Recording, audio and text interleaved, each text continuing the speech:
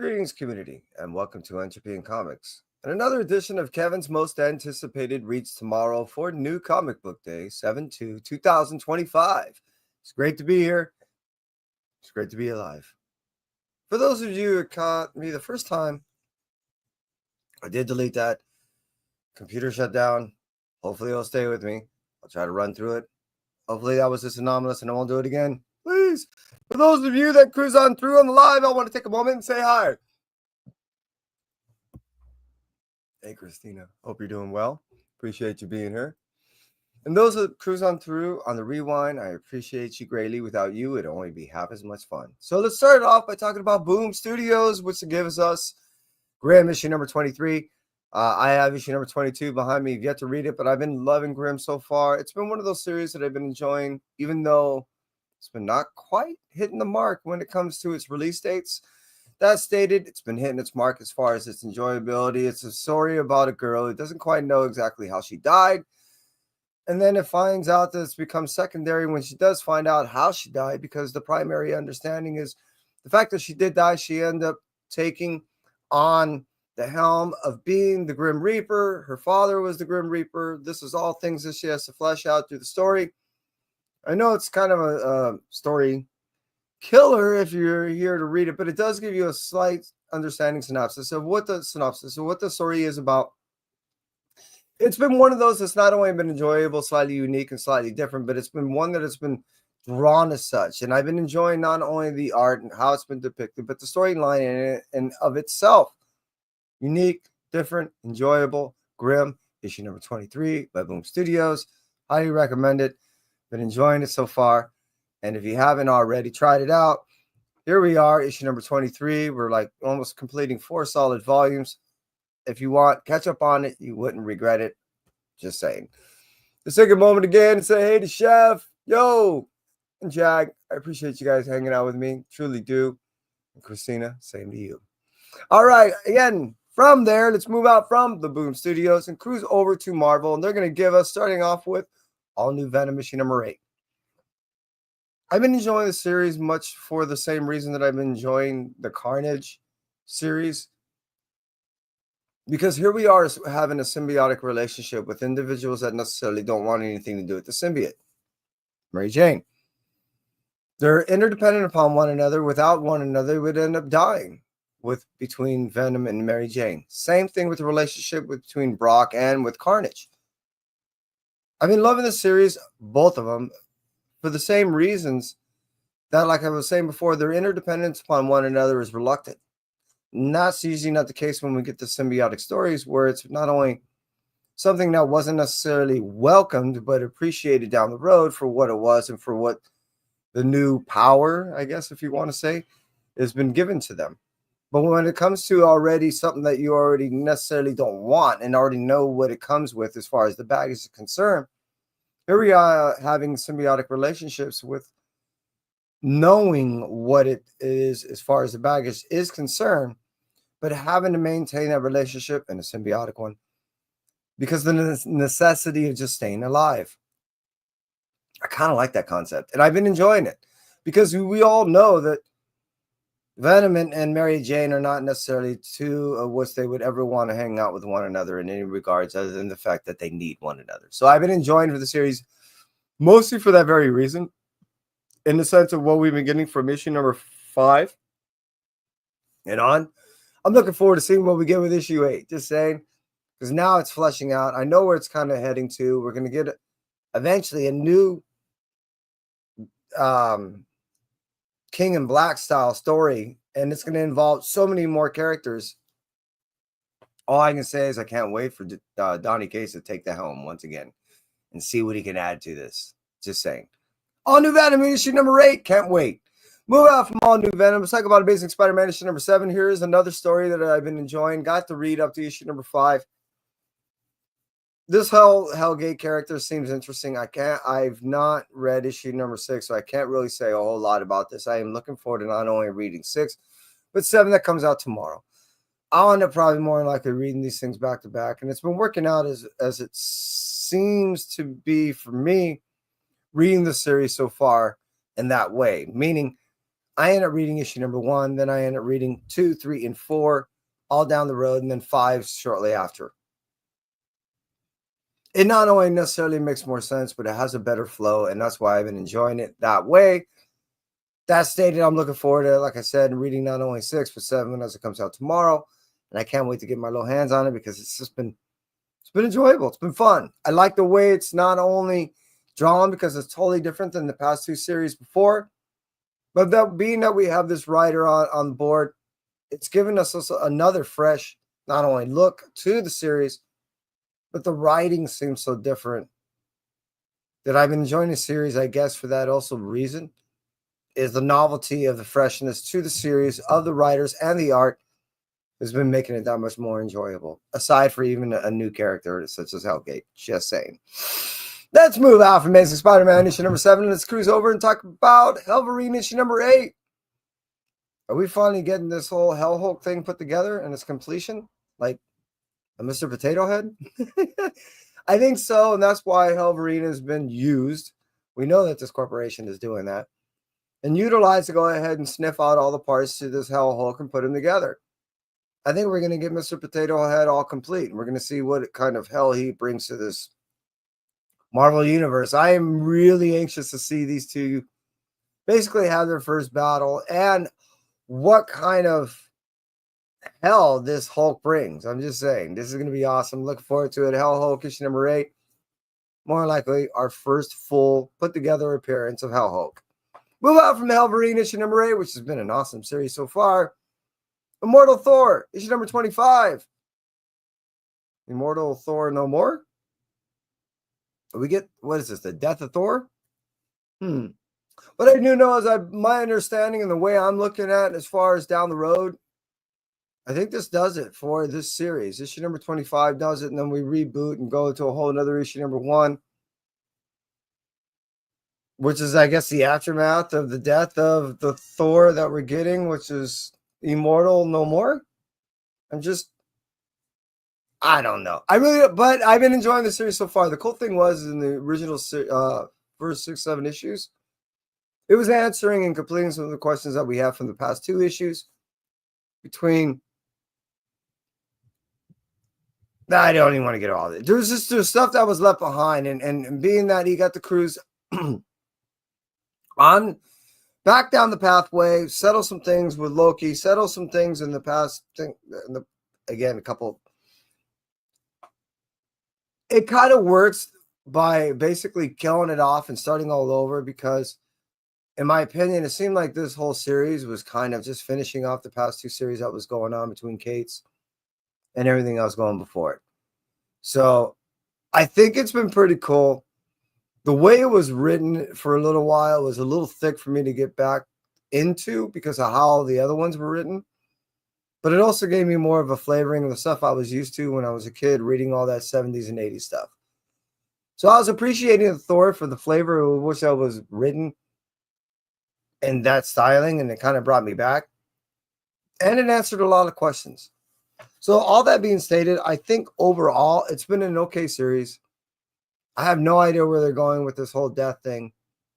It caught me a little bit by surprise, and I'm looking forward to going ahead and get my hands on it. Maybe we'll answer some questions. So, hey, if you've been enjoying this Thor Immortal,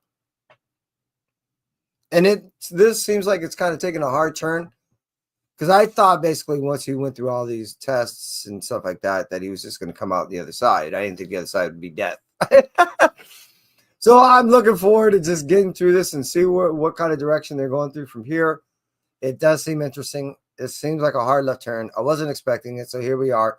Mortal Thor issue number 25 coming on 7/2/2025. The death? We shall see. Moving on from Mortal Thor issue number 25, let's talk about Spider-Gwen. Ghost Spider issue 15. There's another one that seems like it's stopping here at issue 15, though. Kind of a weird place to do it, like 2.5 arcs in. I don't know. There's another one of those things I really actually was trying to kick out of the series and me picking up on the regular, but it's been decent enough for me not only to pick up on the regular and actually enjoy the reading, because as you well know, sometimes you have to pick up a couple books and you're like, well, this seems a little hard, difficult to get through. And then it does pay for off in the end or something. But as far as the series was concerned, I felt like I keep getting strung along. It kept seeming like it was leading up to something, leading up to something. It just, the payoff hasn't been as big as I thought it would be. That stated, I don't know how it wrote me in all the way 15 issues into the series. I tried to quit like 7 or 8 issues ago, and I keep saying the same thing. It's been good enough to keep buying on the regular, but it's on that wannabe chopping block, on that precipice at all times too. So I am looking forward to reading this more to see how they're going to go ahead and cap off this series. And unfortunately, I already got committed on buying issue number 1. So I'm just saying I'm already all in. I've been enjoying the series to the degree in which I've been buying it. Here we are, issue number 15. Let's see how they cap this thing off. Spider-Gwen, Ghost Spider, issue number 15.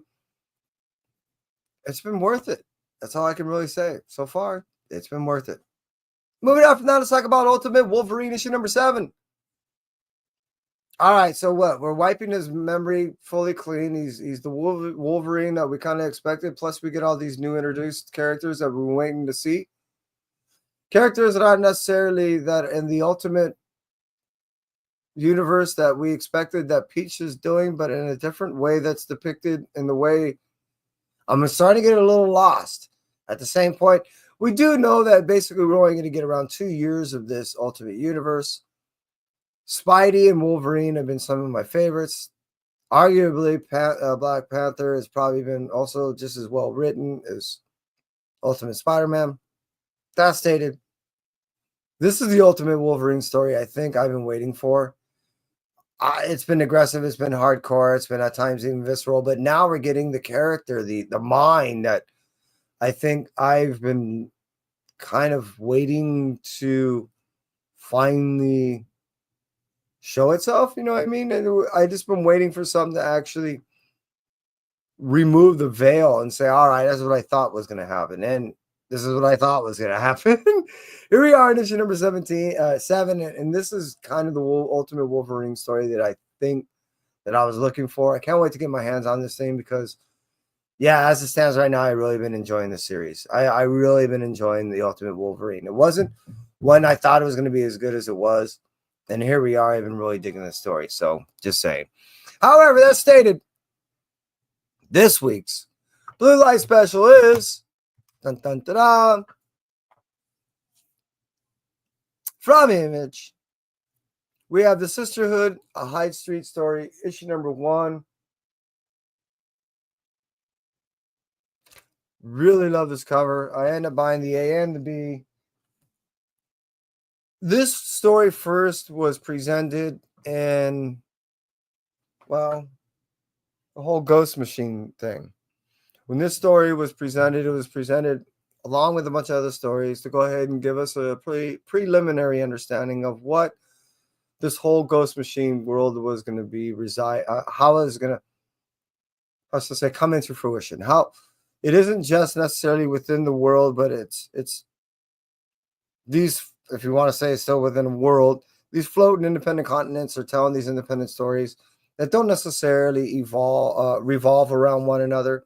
In the case of what I'm talking about right now, Hyde Street is definitely a standalone story where the rest of the Ghost Machine world doesn't really reside within. Redcoat, Geiger, Junkyard Joe, a lot of the, Rook, Exodus, a lot of these stories have nothing to do with Hyde Street.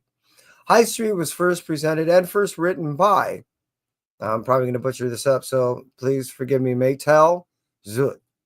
She was the one who ended up writing this first storyline of Hyde Street, and it was, in my opinion, very underrated in the initial reception, because here we are as an ongoing series, and it's very appreciated by the majority of individuals buying the series so far, to the point of even the last issue that just came out, it's 1 in 20 is now going for like 4 times ratio value. It's crazy. So there's not only individuals in which that have been embracing the story, but even the art, even the novelty of some of the characters, and in the case of that, the covers. The story has been presented, as I see it, much in the feel and the flavor of the old school Twilight Zone, Tales from the Dark, that type of feel, to where you're kind of teleported into not only a different place but a different time, and the ramifications of your decisions mean a whole lot in this place. And it is truly a heaven and hell style of decisions that can be made. The story of Hyde Street and its story is, in the case of this one, and in the case of what it was first told to us and first presented to us, is first starting off with a character called Miss Goodbody. And she's peddling a drug called Devour, which is marketed as a kind of a cure-all for obesity. However, once you take only one pill and one pill only, you become insatiable in your desire to eat, and you're losing weight continuously, much like in the story of Thinner, but drastically worse. That is just a feeling and an understanding of the irony and some of the stories that are told on this Hyde Street. The characters, much like this Miss Goodbody, are not only just as evil, but they all have their own independent characters presented to us on Hyde Street. And they're all very unique and all very different and all very horrifying, each in and of themselves. What I like about Hyde Street, and is we're getting with this, is this, my understanding is going to give us a better breakdown of some of the characters that reside on Hyde Street. And it gives us a better understanding of future stories that we're going to get from these characters. I, as you see, am all in. I've talked to Jeff John on many occasions on the overall building of this universe and the world that, resides within it. And I really can't get enough. I hope that definitely in the case of High Street that it does come out and it does present itself much like in a Twilight Zone, because it gives not only that same feel, and it's not only delivered in that same flavor of styling as far as even in the art and how dark and gloomy it is, but I think it would be well received in that same style as being marketed to present audiences, because it certainly comes across that way as far as the comics are concerned. Now, hey, those of us that cruise on through, I appreciate you, Christina, Jag, Chef, and I know I had others in here earlier. I appreciate you greatly, and I'm glad that you got to spend a little time with me. I hope that you get the books in which that you're looking for. And hey, that's it for me. Entropy. You guys stay well. Bye.